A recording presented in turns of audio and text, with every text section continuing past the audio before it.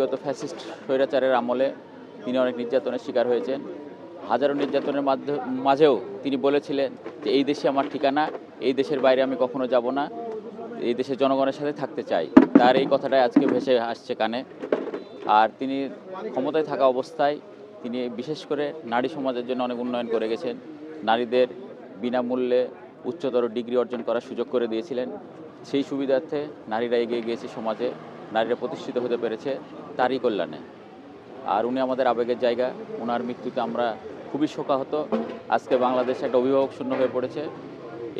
এইটা পূরণ করা আমাদের জন্য খুবই কষ্টকর।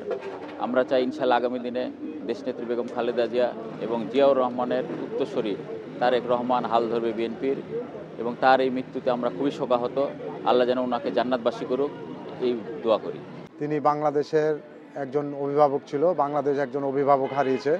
একমাত্র স্মার্ট সিটি বসুন্ধরা, আধুনিকতায় এক ধাপ এগিয়ে।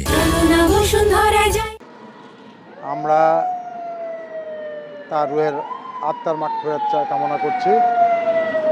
বাংলাদেশের ইতিহাসে প্রথম প্রধানমন্ত্রী নারী নেতৃত্বের একজন দৃষ্টান্ত রেখেছে বেগম খালেদা জিয়া।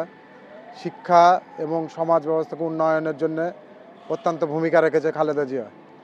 তার গণতান্ত্রিকমুখী যে বক্তব্যগুলো বাংলাদেশের ইতিহাসে স্মরণীয় হয়ে থাকবে।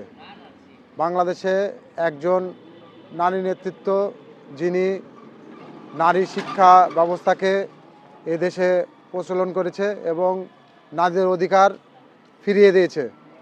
তার হাত ধরে এই দেশে নারীরা উন্নয়নের মুখ দেখেছে।